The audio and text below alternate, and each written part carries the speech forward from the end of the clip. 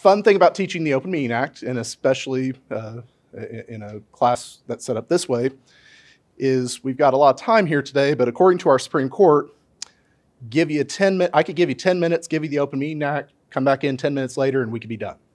Because according to our Supreme Court, it's easy, give you 10 minutes, you can read it, understand everything you need to understand about the Open Meeting Act.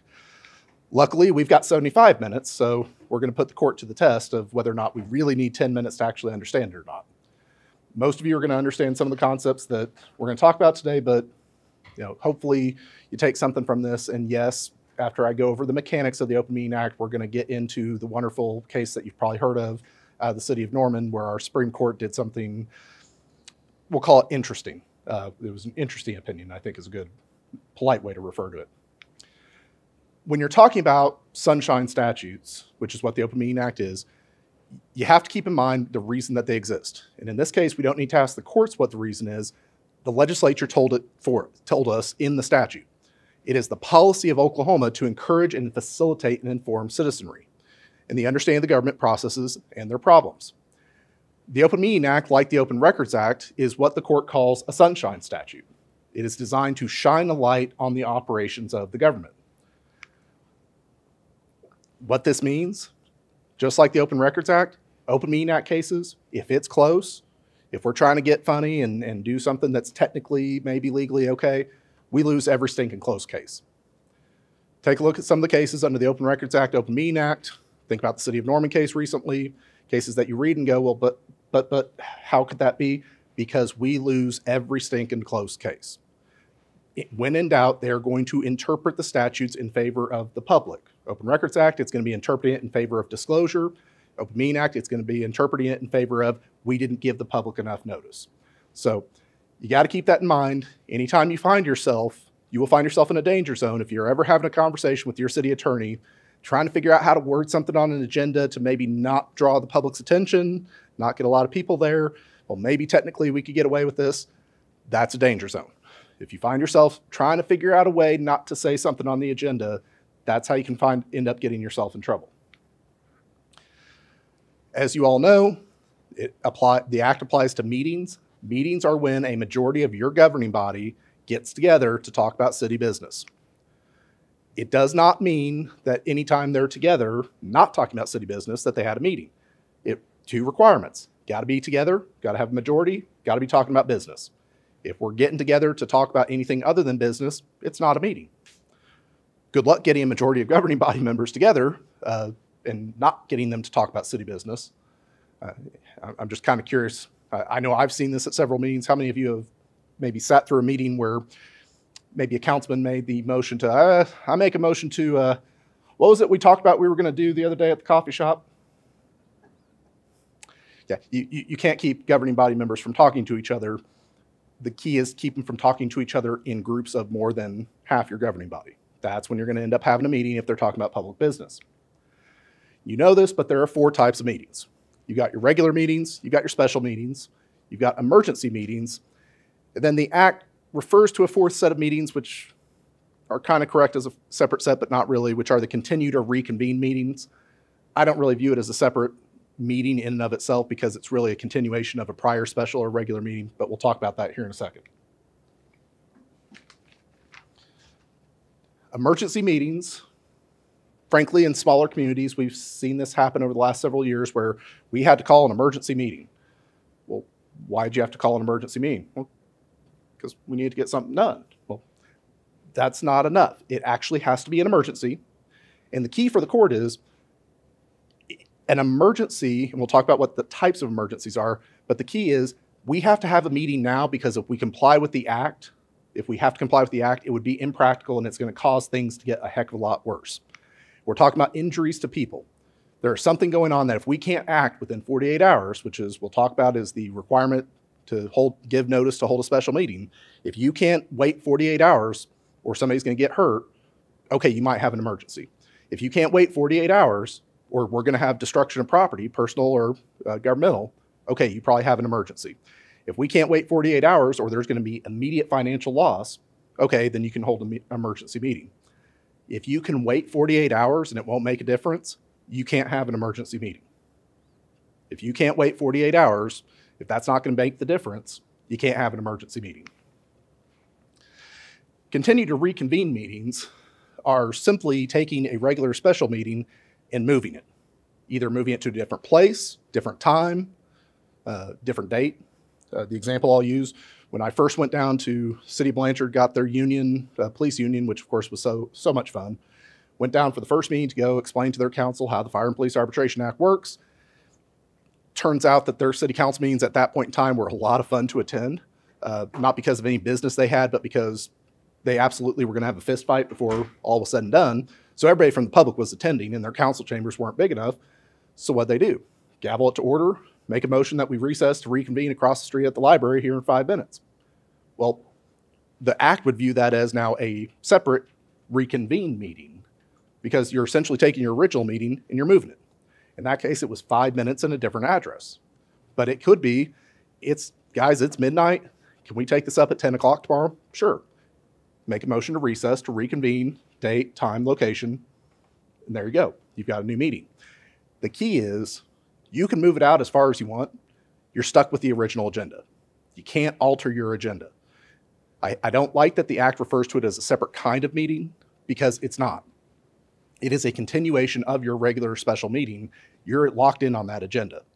So my advice, if you need to reconvene a meeting or continue a meeting more than 48 hours, don't reconvene the meeting.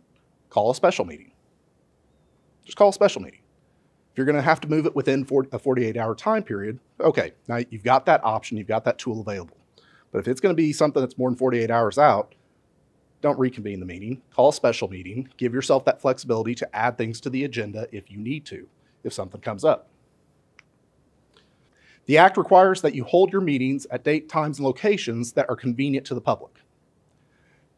There's a case out there that refers to the fact that public entity violated the law when they held their meeting on the weekend at a public building that was locked down to the public, and all the doors were locked.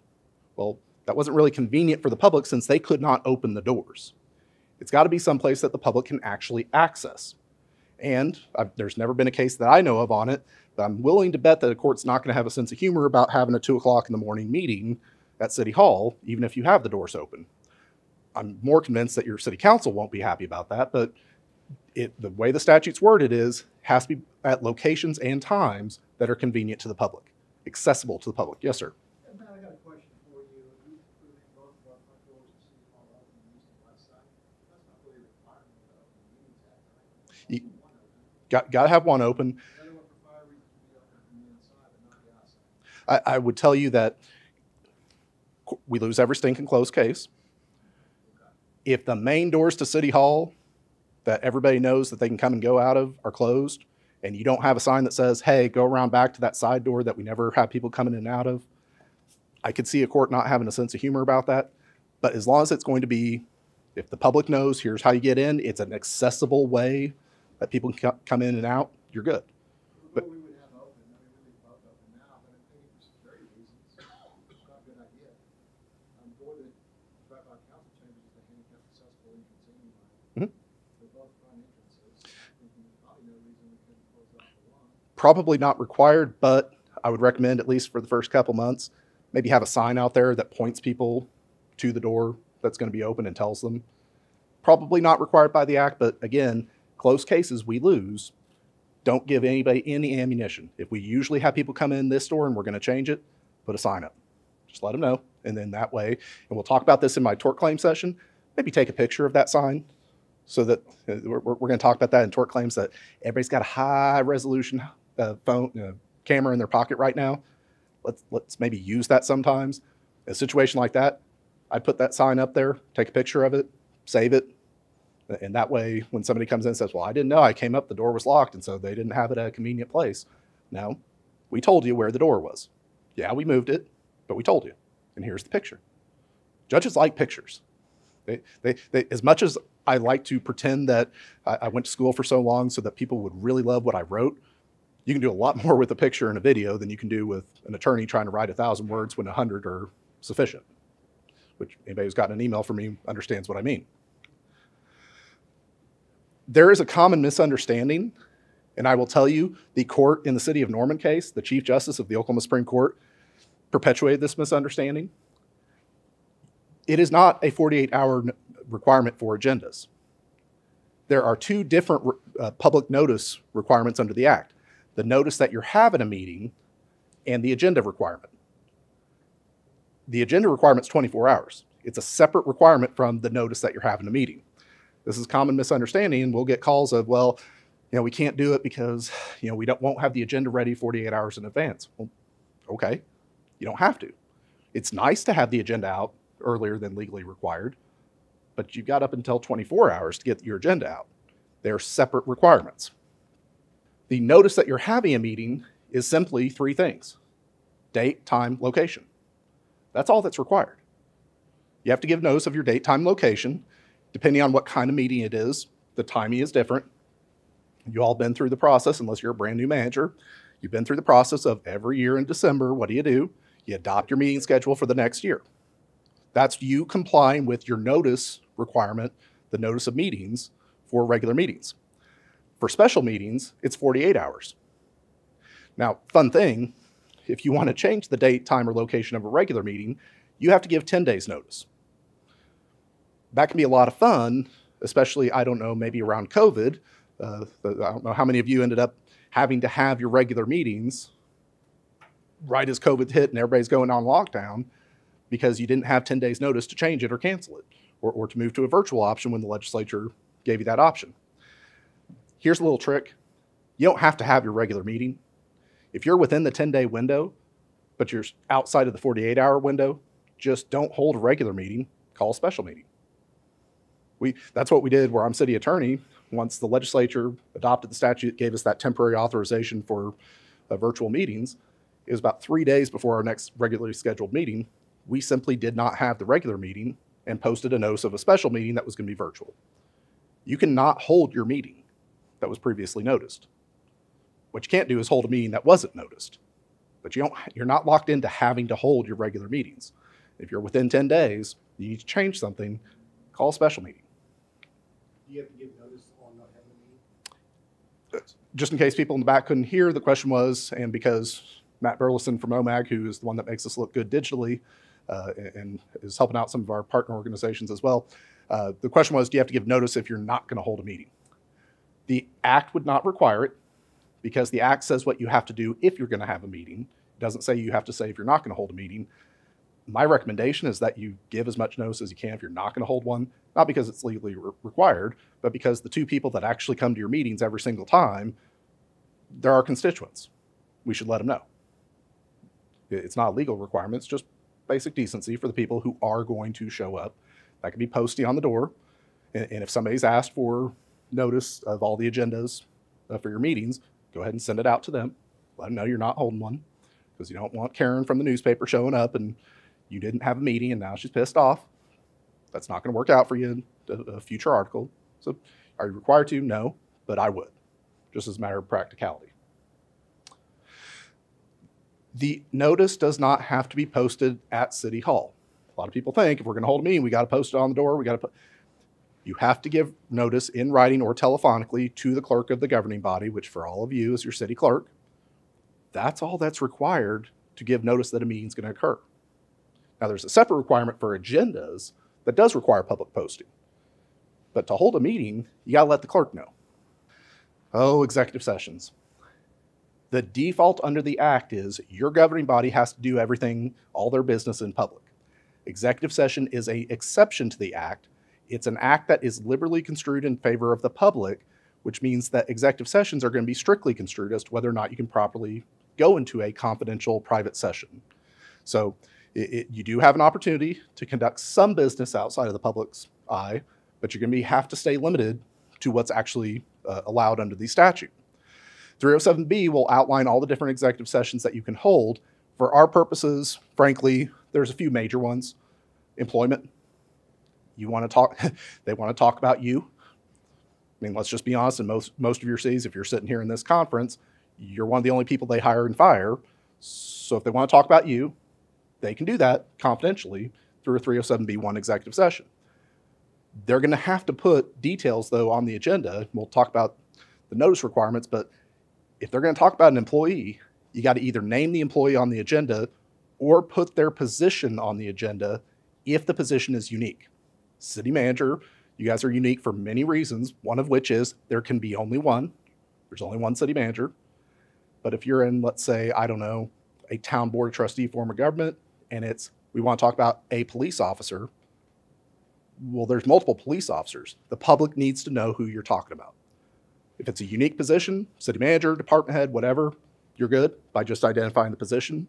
If it is not a unique position, if there's multiple people that can hold the position, you're going to have to put a name on the agenda. Everybody's favorite, union negotiations. You can go into executive session, talk about union negotiations. It'd be kind of hard to bargain if we couldn't, because, how much authority do we have? Say it louder so they can hear you.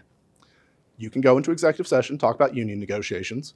Got to identify which union you're talking about. Can't just say we're going in for union negotiations. It's got to be with the FOP Lodge 666 or the IFF Lodge 666. I'm waiting for a couple of you to get the joke. There it is. It's after lunch, so I get it. Katie from OMRF was trying to figure out where she could lay down and take a nap before you guys come back down to see her. Attorney-client privilege communications, our favorite one. It's our reason for existing. We get paid. Well, I used to get paid to go and attend these things, and I always loved when they were at the end of the council meeting because I'm getting paid just to sit there. One key that some people forget to do, in order to go into a 307B4 executive session, the council has to find that they need to go into executive session to talk to the attorney because public disclosure would impair their ability to either deal with the litigation, the investigation, whatever.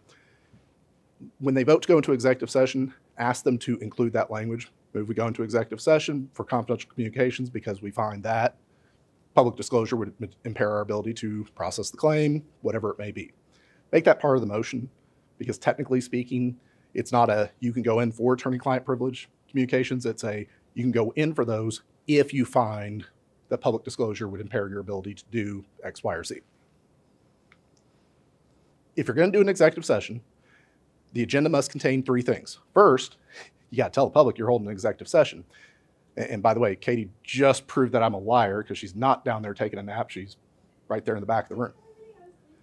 Well, I told a joke and nobody laughed. So I said, this is what happens when it's after lunch. I mean, Katie was looking for a place to maybe take a nap in between sessions here, but then here she comes. And she's right back up here. By the way, I asked, my money's doing good today. Your guys' money's doing crap, but she's got my money taken care of right now. So you got to tell the public that we might have an executive session. Helps to use the words executive session. You've got to identify the item of business separately from identifying the statutory authority from 307B. What that means, it is not enough to say proposed executive session and then regurgitate the statutory language and call it good. That's not good enough. You got the requirement to say what part of the statute authorizes it is separate from identifying the business you're going to talk about. What that means is if they want to talk about you, they got to say not just that there's an executive session, not just that it's 307B1, but also that it's the city manager or Mike Bailey, name or position. They got to say all three. Yes, listing those items could be uncomfortable. It could also potentially, in some people's minds, impair the confidentiality. Doesn't matter. The Attorney General, who I'll tell you if I disagree with their opinions, and I'll tell you when I agree, and in this case, I agree. The AG is correct. Executive sessions are permissive, not mandatory. You can hold an executive session. You can also choose not to. But you have to notify the public of what you're doing. That's an absolute. So you can decide whether or not you want to put an executive session on the agenda. You can decide whether or not you want to go in. But you can't put too little wording on the agenda. You can't not tell the public what item you're going to talk about because it might be uncomfortable. It might, in your mind, breach confidentiality. Doesn't matter because the AG correctly will tell you, you don't have to do it. You don't have to put it on the agenda, but if you're going to, you got to be specific. You got to give details. Common misunderstanding, with the exception of very few executive sessions like land purchases and sales where a council member might be involved. Very rare exceptions notwithstanding, every council member has a right to be in the executive session. Yes, a council member could be suing you. We're going to talk about a case that I dealt with that was similar to the City of Norman case, Wilson versus City of Tecumseh. One of the people suing us in that case was on the council. Now, he offered to step out during executive session. If he didn't, I couldn't force him not to be in there because he got elected. He's on the governing body. He has a right to be in there. Just like he has a right to be at the meeting. The governing body members, however, are the only ones that have a right to be in executive session. The council can pick who else they want to bring in, but city attorneys don't have a right to be there, much as I wish I did. City clerks don't have a right to be in executive session. Attorney-client privilege communications, guess what? You kind of need an attorney present. Doesn't have to be the city attorney. You could have outside legal counsel. You can't do a 307B4 without an attorney, because it's kind of hard to have attorney-client privilege communications without the attorney there. But it doesn't have to be the city attorney. City attorney doesn't have to be in there unless they're the only attorney you have available. Can the city attorney be at remote access? That's a dicey question. I could make an argument, and that's usually when we find ourselves getting into trouble. If you look at 307.1, which is the old video conference statute that is now the new video conference statute, which is back to the old, now that the governor has ended the state of emergency, it refers to where governing body members might be. I know city attorneys who have allowed people to call in to executive session because if you read the statute, it talks about where the governing body members are. A third party participating is not a governing body member, so it's not a video conference because they're participating by telephone or video. I've always been a little leery of the practice. I can't tell you it's illegal. I can tell you that one of these days somebody's going to challenge it, and I'd be interested to see what a court would do. You read the statute, it says that's not a video conference because the governing body members are all personally together at the meeting. So that would seem to suggest that, yes, a third party could call in, could video in. I'm not sure what a court would do with it. There's nothing that says that attorney-client privilege communications have to be face-to-face. They can happen by email. They can happen by telephone. I don't know what a court would do with it. And that makes me a little nervous because there have been some of these cases under both statutes that I really thought city should have won or a public entity should have won, and they lose. In fact, there was one that came out here earlier this year under the Open Records Act, which we'll actually talk about in this presentation later, where the public entity won. And sent an email around to both in-house and some of our external attorneys going, oh my God, they won one. A public entity won a closed call case. Can't believe it. Because that's how rare it is that we actually win a case upon appeal. Before you go on, you were speaking about city attorneys and clerks in executive session. Right? If the clerk's not in executive session, who's taking minutes? See, you jumped ahead, but here we are. The Attorney General said, look, somebody has to take minutes, which, yes, you do have to take minutes in executive session, but they don't have to be all that detailed, which is the next bullet point. The Attorney General recognized that, take, for example, a city clerk who maybe is appointed by the council and is about to be unappointed. Well, it's going to be kind of hard to have a confidential conversation about her employment under 307B1 if she's sitting there taking minutes on the conversation you're having. What the Attorney General said, and I think he's absolutely correct, is it's a ministerial task taking minutes.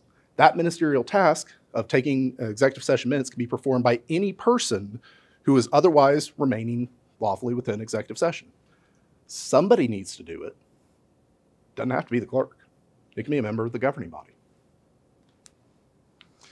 Now, there has to be minutes in executive session. The statute actually doesn't say that, but it says if you hold an illegal executive session, the consequence, among other things, is that the minutes have to be released, which suggests that you have to have minutes. But look at the statute on minutes. All it says is that the minutes are a summary of the proceeding that must state the who was present, the matters that were considered, and the actions that were taken. Well, you can't take action in executive session, so that leaves us with who was present and what was discussed. Hopefully what was discussed was what was on the agenda. Executive session minutes can be pretty short, like 2 sentences. Now, statute doesn't require it. I always put time in, time out. And if it is, say, a 307B1, they're going to talk for a minute, call the employee in, then kick them back out. I usually note the time that somebody came in, time that they left. Beyond that, it doesn't have to have any other detail. You can choose to have more detail, and depending on if your public officials have done something smart, we would like more detail, and if they're going to do something stupid, maybe not. but you don't have to do more than say, who was there, what did we talk about? And by the way, the whole, have to state actions, something that has cracked me up since I got out of law school is when city councils come back to open session, I make a motion, we reconvene from executive session. Well, wouldn't that mean that you're voting in executive session, so you're taking you don't have to vote to come out of executive session. You just announce you're out of executive session. Let the clerk note the time and move on. You're not going to get in trouble for voting to come out of executive session. You just don't have to do it because you can't take action in executive session, and the vote kind of suggests that's what you're doing. So just announce that you're out of executive session. That's all that is needed. Executive session allows you to talk about things outside the public's eye that the Attorney General has viewed as allowing for confidential communication. That's good. It is up to your body whether or not it needs to hold an executive session. You don't act in executive session. It's an opportunity to talk about what you might do in open session. But does that mean that, we must do every employment matter in executive session? No. Does it mean that we must only talk about union negotiations in executive session? No. Does it mean that we can only talk about the pending litigation in executive session? No. It's an option. The council can decide whether or not it wants to take that option. Now, most of the time, you're going to want to do it, but occasionally, you may not. And I'll use employment as an example. If you were a city that has a city council appeal for an employee, there are certain instances in which the employee has what we call a right to a name clearing hearing, which is a public hearing to clear their name. Yeah, you could do that in a B1 executive session, but you might not want to because the employee might want it to be a name clearing hearing. I've dealt with that in aldermanic cities when, chief of police fires a mayor because he's embezzling. Mayor doesn't have a sense of humor, so he fires the chief for filing charges on him. And then we get to the executive session to go over his appeal under 9118. What I usually tell them is, do you want to do it in open session? And I'll ask them on the record. 9 times out of 10, they're going to say, nah, I'd prefer it be done in executive session. Sweet, let's go into executive session. But if in those circumstances, person says, no, I want it done in open session. All right. Frankly, why go into executive session to hear their side of the story? If they want to do it in public, unless they're going to cause a ruckus, you can do it in open session. You're not required to hold an executive session. Now, the act definitely implies that the conversation is confidential. There's nothing you can do if you have a council member who doesn't really respect that. There's really no penalty under the act. It's not a violation of the act for a council member to come out and tell everybody and their brother what you talked about in executive session. It's implied confidentiality. They don't have the ability to waive, say, attorney-client privilege, but it's not like you can put a gun to their head and say, we're kicking you off the council if you talk about it. You can't kick them off the council because they breached the confidentiality of executive session. But councils that have all their members sign a confidentiality agreement in executive session, they don't talk about it outside of it. Is that a binding? So the question was, what about council members that sign confidentiality agreements saying they won't disclose anything that was said in executive session? Honestly, not worth the paper it's written on.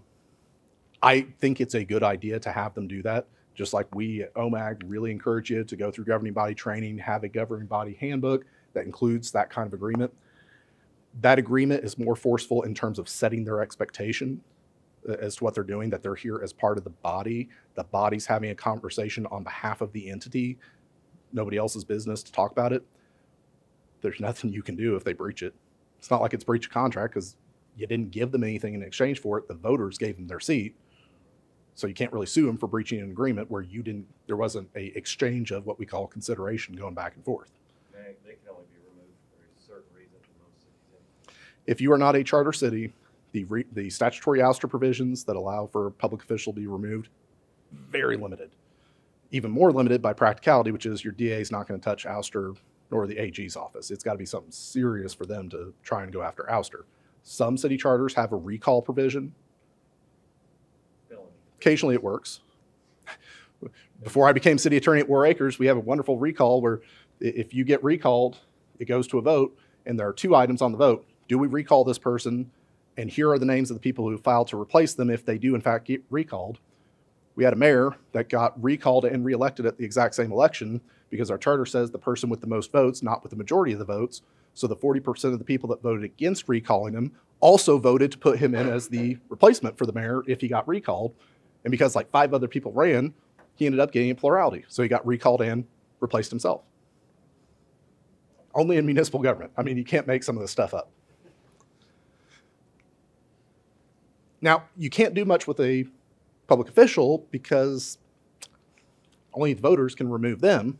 Employees, however, if an employee is brought in, they can be told, look, you're here officially as an employee. What's said here stays here. It's confidential. And if they breach that, they violated your own expectations as an employer. That could be grounds for discipline. Difference between a public elected official and an employee is we can do something about the employee. Can't do something but really give a public wag of the finger at a public official, elected official, who violates our expectation. You got to have your agendas worded such that a person of ordinary education and intelligence could understand it. Now, I'll let you think of the person in your community that is maybe that median level of education and experience. I will just tell you that the judges that interpret this are typically not people of ordinary education and experience. Occasionally they're below average, but most of the time they don't get to where they are unless they're kind of smart. This is the legal standard that they hold. You got to word your agendas in such plain language, directly stating the purpose of the meeting, and should be simple, direct, and comprehensible to that person, that mid-baseline ordinary person. What the court's not going to let you get away with are items that are, quote, deceptively vague and likely to mislead your public. When a court is looking at an Open Meeting Act challenge, they're going to look at what did you say you were going to do and what did you do? Did you word it in a way that was vague and likely to mislead people about what you were going to end up doing? The Open Meeting Act provides that any action taken in willful violation of the act is invalid. It's like it never happened. There are criminal penalties. It is a misdemeanor to willfully violate the Open Meeting Act. There's also a civil remedy that is available whereby somebody can sue, seek a declaration that what we did was unlawful, potentially enjoin us from doing that unlawful thing again. And if they win, they get their attorney fees paid for. These are not damages cases. They're not seeking money damages. Their attorney's seeking to get paid. But that's the incentive. If we screw up and stub our toe, that's the incentive for an attorney to take it. They get paid their attorney fees, and we get to be the ones that pay it. Moreover, if we win, we don't automatically get our money back. You can only get your money back if you win an Open Meeting Act case if you both win and the court finds that the challenge was clearly frivolous. The public only has to pay us back on those exceptional cases. We have to pay the public in the ordinary cases. Is considered to be a conscious, purposeful violation of the law or a blatant or deliberate disregard of the law by somebody that knew or should have known. For criminal purposes, most crimes require proof of what we call criminal intent. It's not enough that you did something, you had to intend to do something. That is not the case with an Open Meeting Act case. All that is required for a criminal conviction on the Open Meeting Act is that they show either that it was a conscious, purposeful violation or that it was a deliberate or blatant act that the person knew or should have known was a violation of the Open Meeting Act. Now, I'll tell you, it's very rare to see people indicted for Open Meeting Act violations. It happens from time to time, but it's pretty rare. The city, right before I inherited War Acres, we have a strong mayor form of government with 9 council members, 2 from each ward, 2-year terms staggered, so every year half the council's up, so every year we hold our breath. One year, the mayor, her majority collapsed on her, and so she now had a 5-4 majority against her. And I watched this on the news, and because it was nice and played live for the public, as a council member stood up and said, "I move we vote no confidence in the mayor." Another councilman got up in his overalls and said, "I second." My predecessor, who was in failing health, told them, "Guys, it's not on the agenda. It would be illegal for you to vote on that. However, if you want, it will be put on a future agenda, either at a special meeting or a regular meeting." Grumble, grumble, sit back down. About 10 minutes later into the meeting, good old Councilman Street stands up. "I don't give a damn if it violates the law or not. I move we vote no confidence in the mayor." And here comes Rodney in his overalls. "I second that motion." 5-4 vote to vote no confidence in the mayor, at which point District Attorney Prater said, yeah, we're done. He indicted the councilman that made the motion, the councilman that seconded it, but not their 3 cohorts that voted for it. Now, they ended up doing a plea deal where didn't get a conviction, paid court costs, and had to write a letter of apology. And I like Mr. Prater, but disagree with him strongly on a few things, including in this case, because the apology had to be addressed to him and not to the War Acres public. But we'll set that aside. That was their consequence for very clearly, willfully violating the act. Criminal intent's not required. All that's required is a deliberate, blatant act that they should have known was a violation of the law. But if they have wiggle room here, for criminal purposes, it's more narrowly construed. If there was any reasonable basis they had to believe that what they're doing is legal, they're not going to be held criminally liable, which is partially why most DAs don't get involved in these cases. They don't have that kind of time. They've got serious criminals to deal with. But you need to know what's out there, because this is one of those things, and sometimes you'll hear this from us on liability claims. Guys, you could be held personally liable here. You could actually get yourself in trouble. It's not just the city. That's the case with the Open Meeting Act. They could get themselves criminally charged. It's got to be a pretty egregious violation to get the DA's attention, but technically speaking, they could get themselves criminally charged. For civil purposes, willfulness is something they're going to look at the city, not individuals, because the challenge is against the city, not the individuals, because you're declaring that the city did something wrong. And typically, most of those challenges, what did you do? What did the agenda say? That's typically all a court needs to do to figure out whether or not there's an Open Meeting Act violation. But that's not the case in every case. We're going to talk about a few danger zones, then we're going to get into the Norman case. New business. New business is any matter that could not have been reasonably foreseen prior to the posting of the agenda. When do you have to have your agenda posted? And therefore, you could amend your agenda 24 hours. So it's got to be something that could not have been foreseen 24 hours in advance of the meeting. Now, this is only on regular meetings. You can tell which city clerks just take their old agendas and copy and paste into new ones, because you'll see special meetings that have new business. You can't do that. It's only regular meetings. This is not an authorization for council members to have that gotcha moment. It's not an authorization for council members to have that surprise. Didn't tell anybody, but I've been waiting to do this. This has to be something that was unforeseen. The ones that I've seen come up, oh, somebody foresaw it. In fact, they've been waiting to do it. That's not what new business is for. It's not for a gotcha moment.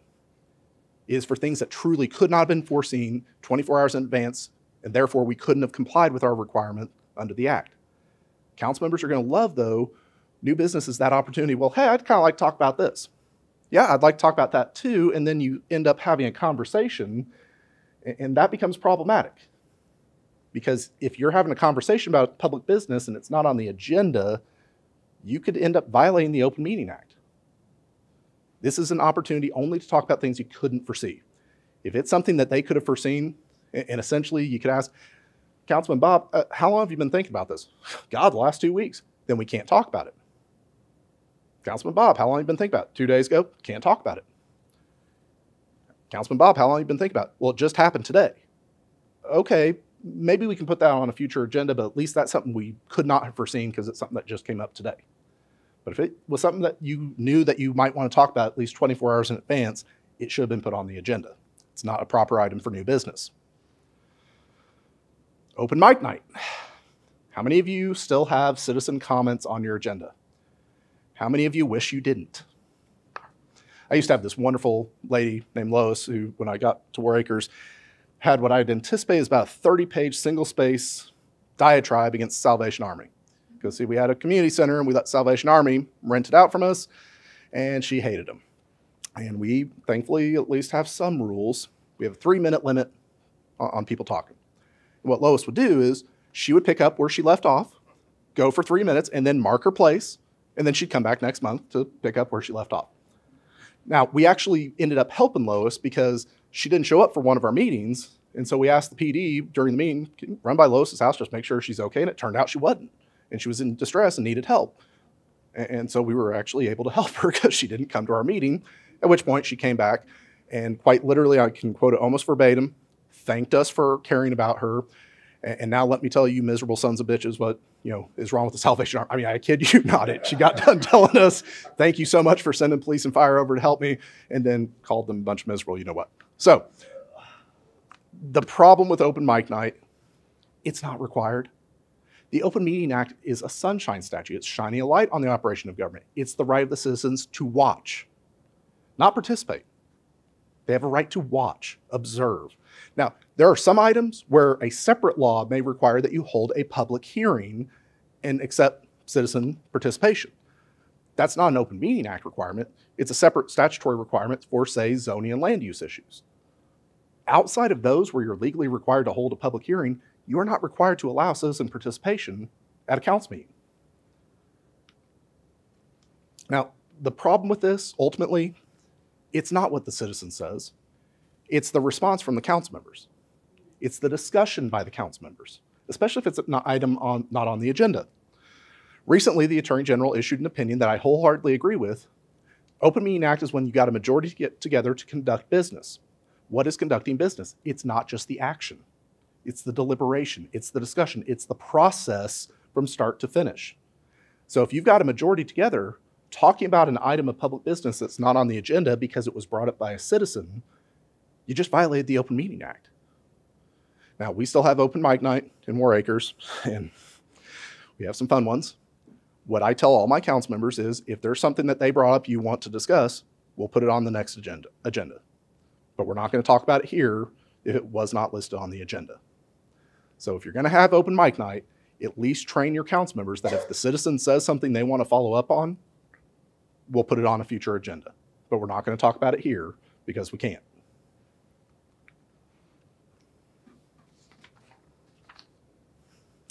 Who wants to talk about this case? Anybody heard of the City of Norman case? Anybody kind of grappling with it?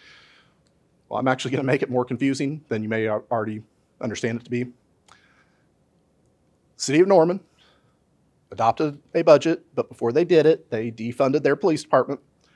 The FOP sued and won, and in doing so, the Supreme Court said that their action of amending their budget before they adopted it, which is that important? Their action of amending the budget before they adopted it was a violation of the Open Meeting Act. The court's holding has led some to believe that maybe the court is saying that public bodies have to notify people on the agenda that you might amend any sort of document that's coming before you actually adopt it.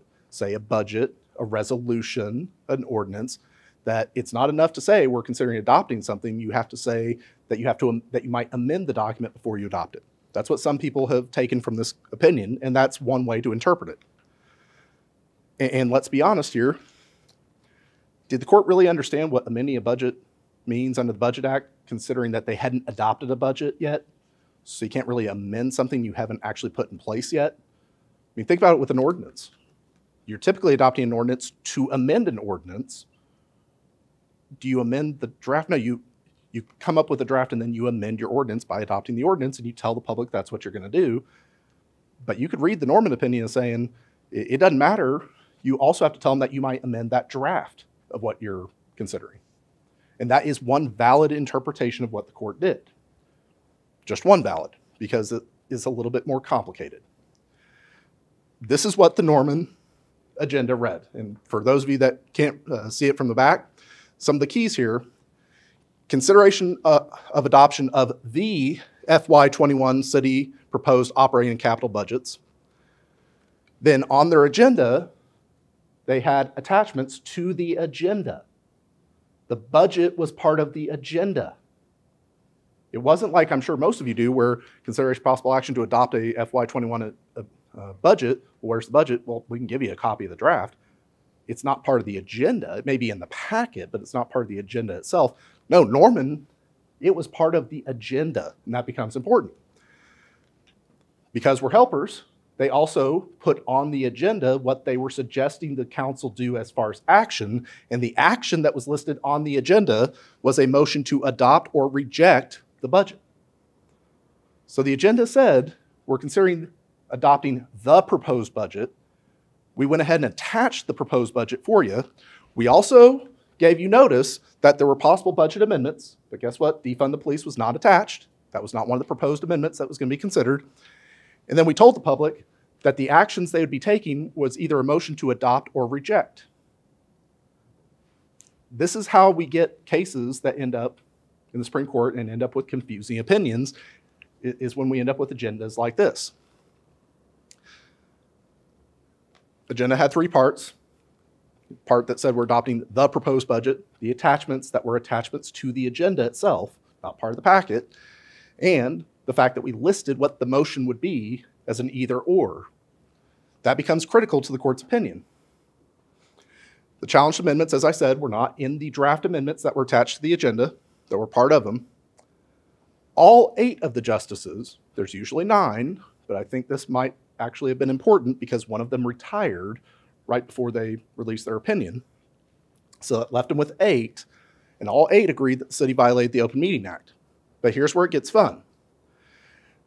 What any attorney would tell you was the opinion of the court, which is the law of the land, held that the city's agenda was too vague to have given the public notice of what the city was going to do.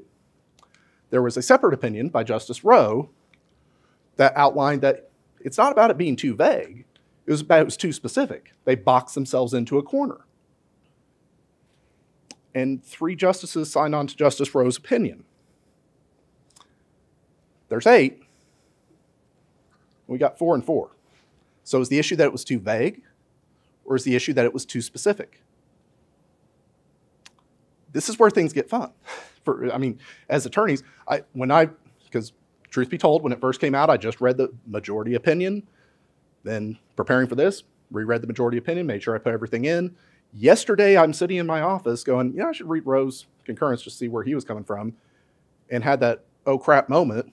Started calling every one of the very, very smart municipal attorneys I know. Is there a majority opinion in Norman? Well, of course there is. Did you read it? Oh crap, there's not. The only attorney I called who actually had picked up on it was Rick Knighton from Norman, who litigated the case. He is the only attorney until yesterday that I was able to call that had picked up on this thing's more complicated than we even thought it was. You have 8, 4 and 4. Is it too vague? Is it too specific? Justice Rowe even referred to the other opinion as the majority opinion. Could that be because one of the people jumped over to his side at the last second? Could it be because Justice Colbert maybe voted for it but then retired before it was released? That's all inside baseball stuff. We don't know. We don't know why he called it the majority opinion, because it wasn't the majority opinion once he got 4 people on his and 4 people on the other side. It's not how you count a majority. This is going to leave some of us municipal attorneys scratching our head to figure out how to give you counsel when it appears the court is saying polar opposite things with 4 and 4, trying to figure out which way they want to go. Now, if it was that the agenda was too vague, then the city of Norman needed to say more things on the agenda. But if it's that it was too specific, then they actually could have gotten away with saying less. They could have gotten away with saying adopt a budget, don't put attachments on the agenda, certainly don't make them part of the agenda, and don't put what the motion is going to be and limit yourself down. According to Justice Rowe, they would have gotten away with it if they had done that. According to Justice Darby, maybe they had to be more specific on their agenda. Justice Rowe saying they have to be less. How do you adopt a budget without an attached budget to adopt? The difference here, so the question was, how do you adopt a budget without an attached budget to adopt? It's not that it was part of the packet. The court found that it was made part of the agenda because they listed it and made it part of the agenda itself. You're going to have agenda packets that'll have supporting material, but the agenda is just the agenda. In Norman, the court viewed that it was all part of the agenda itself because of how they put it on the agenda. That putting it the way that they did made it part of the agenda, not supporting material that was given out to the council members. Norman uses Granicus, Legistar. That's how you attach items that's attached to the agenda. See, you get that. I get that. At least 4 to potentially 8 people on our state Supreme Court don't get that. They don't get that the link on there is to supporting documentation and is not making it part of the agenda. The court, if you read both of the opinions, they viewed that the budget itself had been made part of the agenda itself. That was part of the problem, is that they made it part of the agenda. Now, how do we respond? Because those programs exist to make it easier for the public to understand and comprehend our meeting and to provide them supporting documentation. One thing I would take from Norman is using those programs essentially makes the agenda packet all part of the agenda. Because the court didn't get it. The court didn't get, no, it's not part of the agenda is just this part. What it links to is something outside the agenda. I think you're right. It makes a huge mess because if you don't attach the document, the public's going to say, what the hell are y'all voting? Mm-hmm. Courts, by and large, Supreme Courts, whether it's U.S. or state Supreme Courts, by and large are populated with people who are at a place in their life where maybe technology isn't their thing. I can give you countless U.S. Supreme Court cases that you read and go, oh God, they don't understand how a computer works. They don't understand how a cell phone works. In this case, there's a chunk of the justices up there who don't understand how these programs work and what they're really designed to do. They interpreted that Norman having it the way they had it made all those attachments that were linked in the budget or in the agenda, that it was part of the agenda itself as opposed to a part of the packet. Which, by the way, one of the many things you should take from this case is maybe give some advance notice to the public that, hey, what we make available online is not part of the agenda, but we're providing links to supporting documentation for your ease of reference, but it's not part of the agenda. That might help to say, hey, court, dummies, it's not part of the agenda. We were trying to make it easier for public to get access to some of the materials that we're going to review, but we weren't intending to make it part of the agenda itself. Having that kind of advance notice might be a good idea. Now, there are several responses. I'm going to give you a few examples here where if we're going to go with it was too vague, how can we make it less vague?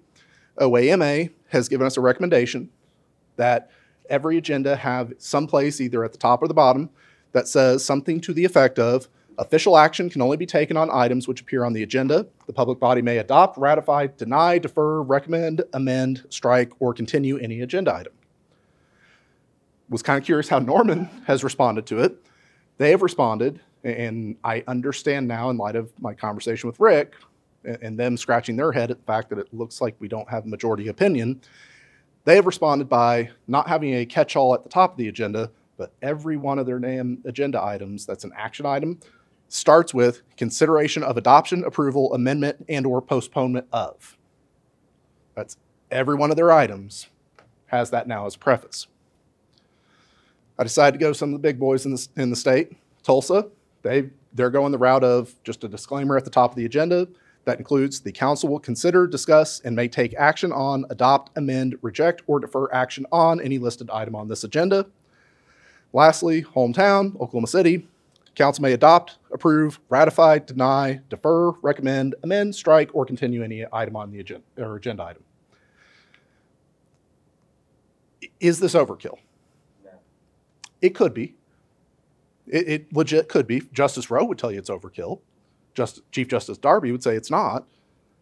I don't know where the rest of the court would go. But I will tell you, most district judges, if you get into a case and it's an issue of vagueness versus too specific, they're going to have a hard time understanding that Chief Justice Darby's opinion that it was too vague isn't the opinion of the court. Because if you find it on OSCN, that's exactly what it appears to be, is the opinion of the court. Most city attorneys are viewing it that way as well. So, frankly, this is a fun legal argument, and I could spend all day doing this. The reality is most courts are going to view that this was the opinion of the court. Even Justice Rowe referred to it as the majority's analysis. We have all, as municipal attorneys, cautioned more specificity when in doubt. Better safe than sorry. It's pretty good advice when you're dealing with the Open Meeting Act. That said, at worst, if you include this, and Justice Rowe prevails in convincing the court that the issue was really they boxed themselves in, then maybe you burned an extra sheet of paper because it pushed you off to a second page. But if they go with Darby's opinion as the opinion, then you made yourself bulletproof. Is it overkill? Maybe. This is one of those cases where maybe you go overkill. This is one of these cases that you go ahead and do that because maybe it's not required, but God, if it is required and you don't do it, you could find yourself in trouble if and only if you amend something at the meeting that you said you were going to adopt something. Doesn't mean that you now have to have this on every agenda. It's only going to become an issue if you're changing something that was put before the council at the meeting. That's the only time it's going to become an issue. If you're just straight up voting yes or no on something that you told the public we're going to adopt or not adopt, you're good. This language bulletproofs you if you're changing things at a meeting. Now for the rest of the story. We are supposed to evaluate these cases. What did you do? Let me see the agenda. That should be all I need to tell you if you violated the Open Meeting Act. We end up with these really strong opinions when the court looks at what we knew before we went into the meeting. When the court looks behind not just what you did and what the agenda said, but what you knew before you took action. Darby noted the city knew that the council would continue discussions and potentially reallocating funds, because they had a meeting like a week before where the defund the police folks, that was all they talked about, was defunding the Norman Police Department. City knew that the council would consider discussions about potentially reallocating funds from the city budget from the June 9th meeting at the June 16th special meeting, but the city disregarded the Open Meeting Act and failed to include anything on the agenda to give the public notice of the matters under consideration. This is, how many people have seen the movie Spotlight? When Mark Ruffalo tries to go for an Oscar, they knew! That's what the court was taking into consideration. This case maybe goes a little different if somebody had an idea at the meeting and they decided to make a change that came up for the first time at the meeting. They knew in advance. They knew they were going to try and defund the police. Everybody I knew in Norman knew it was going to be a 5-4 vote. Everybody knew where the council was going to fall on it. They didn't put it on the agenda, but they put other amendments that might be considered, but didn't put this one. That weighed on the court. That weighs on judges. They're supposed to look at the agenda and what you did, and that's supposed to end the inquiry. That's not what happens. They're going to look at what you knew ahead of time.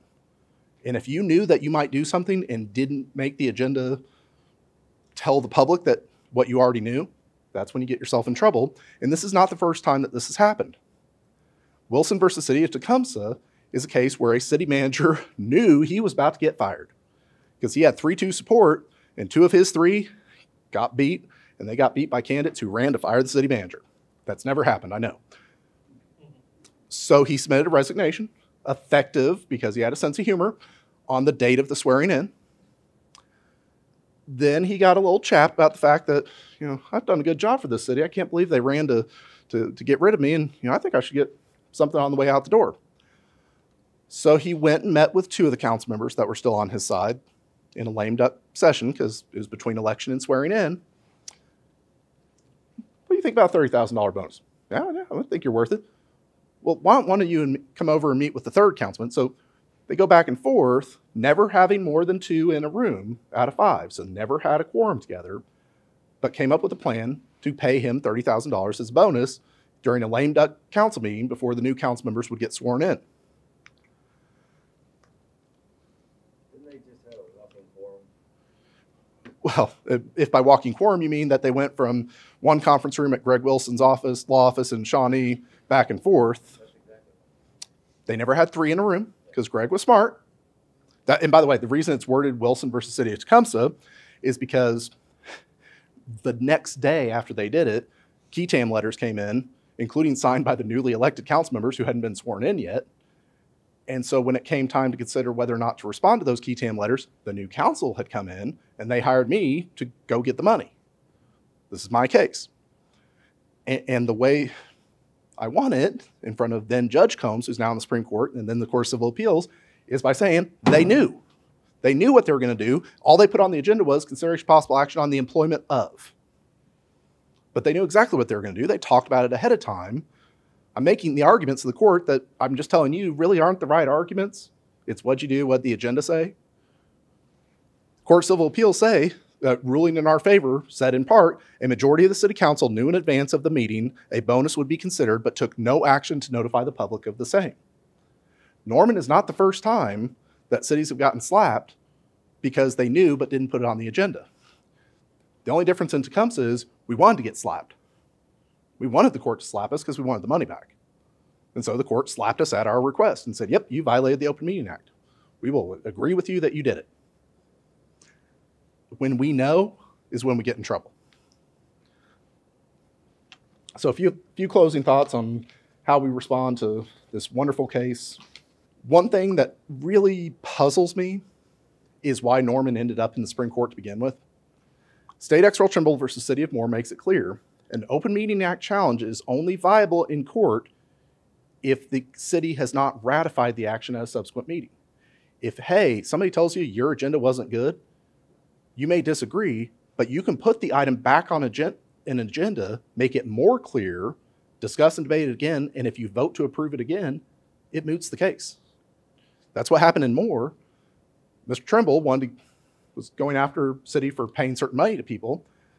I could argue whether their agenda at the original meeting was specific enough, but you know what they did before the lawsuit got filed, after key tam demands came in? They put it back on the agenda, were as clear as day about what they were doing, approved it. Supreme Court said at that point, there's no lawsuit. Because whether or not you violated it before becomes irrelevant, because it's clear you approved the action again at a more specific meeting with a better agenda. Had Norman put the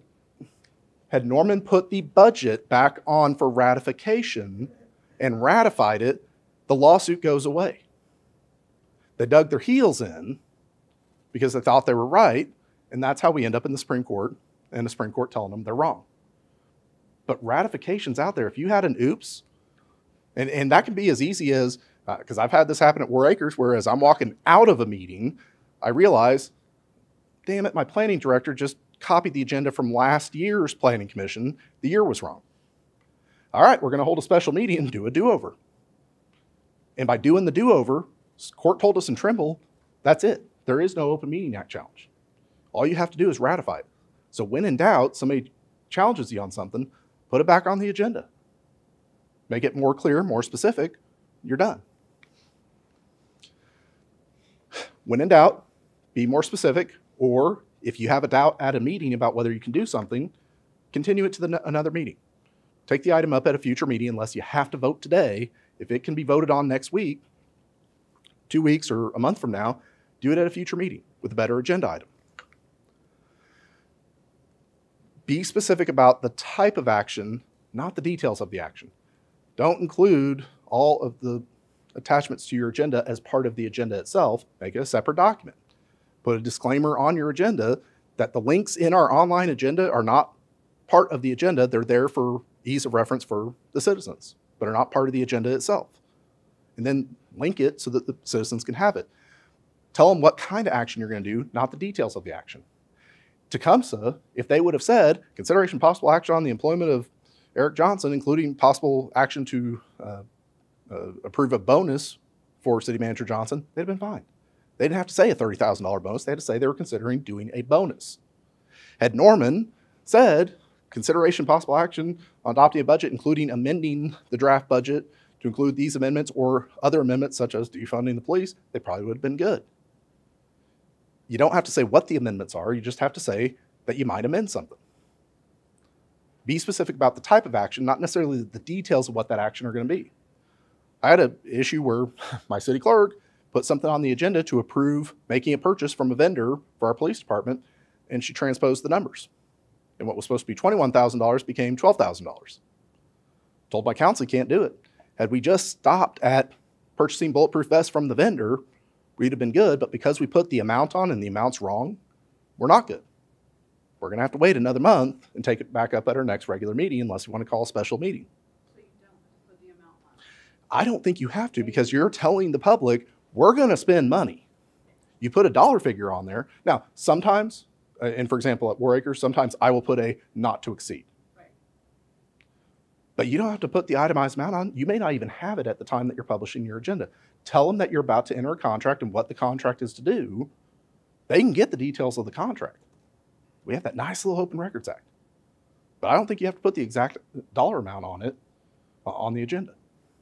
Because you're telling them, what did you do? We approved purchasing something. Did you tell the public you were going to approve purchasing something? Yeah.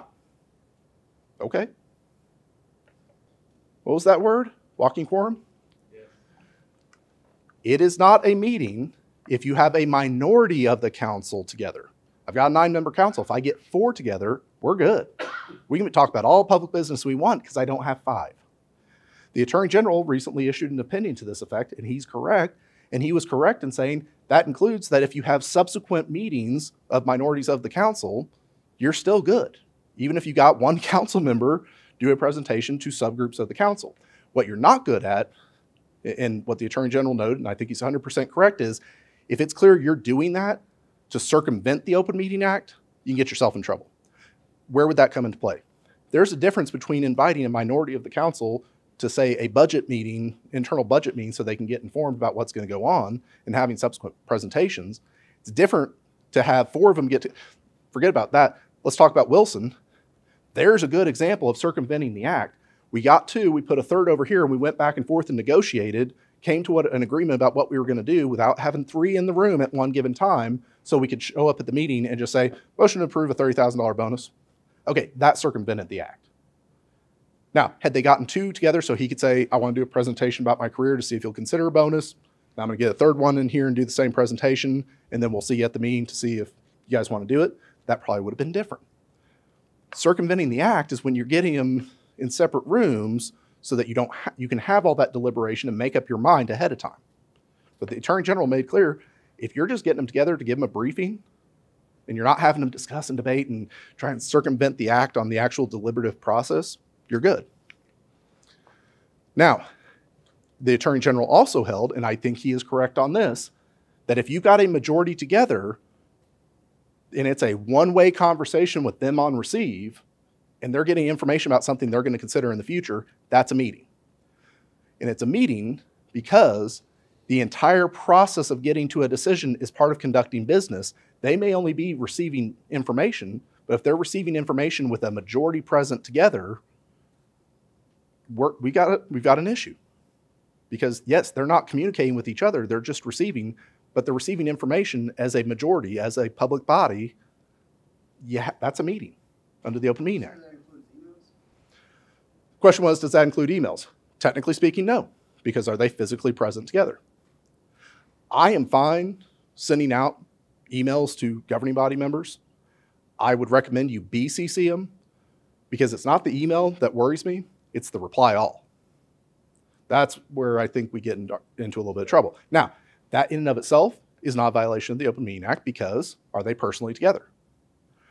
But that's where you get into the case law. It talks about circumventing the act. If they're debating electronically, is it a meeting? No, but is it circumventing the purpose of the act that they do it in person in front of the public? Yes. I think you're fine sending it out. Protect your council members and BCC them.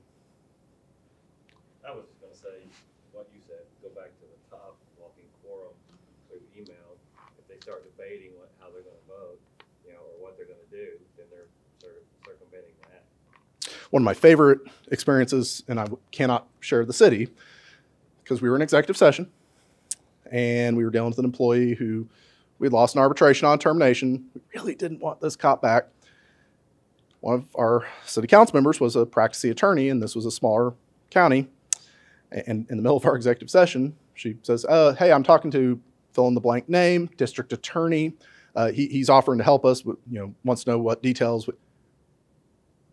You're communicating with the district attorney by text message in the middle of an executive session?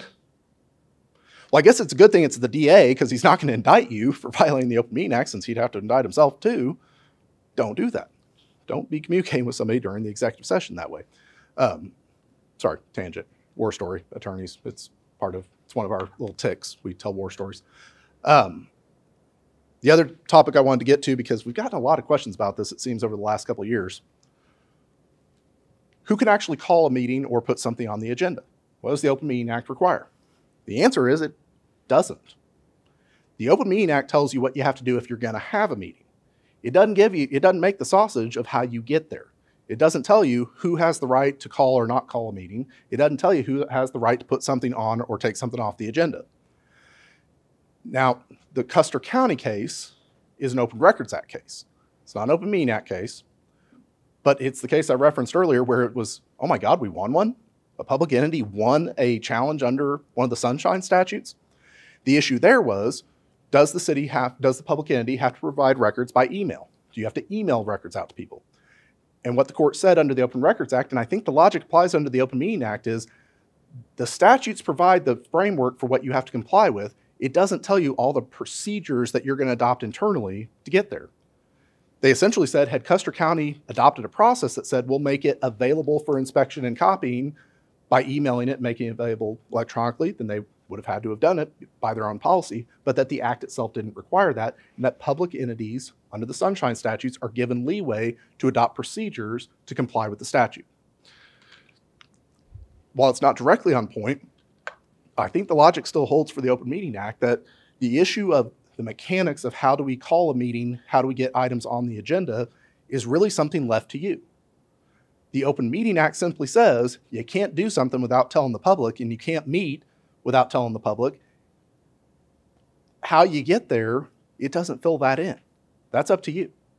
It leaves it up to the public body and to the public entity to adopt its own procedures.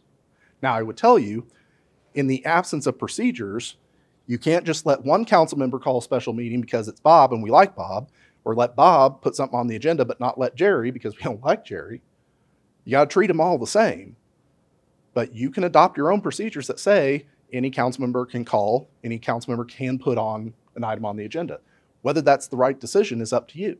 But as long as you're treating them all equally, it's up to you to define the procedures as to who can call a special meeting, what process has to be followed, and how much notice in advance has to be given to put an item on the agenda. We've got one at War Acres that we adopted that's any council member can put something on the agenda, they have to submit it 14 days before the meeting to give the city clerk time to get with staff to get the materials together. And so if you don't comply with the 14 days, it's not going on this agenda. And we're good to do so, in my opinion, because the act doesn't say how things get on there. It simply says we can't do something or talk about it unless it's on there. So with that being said, 15 seconds to spare. Does anybody have any questions? This might be like the first presentation I've done in a while where I actually got through all the slides.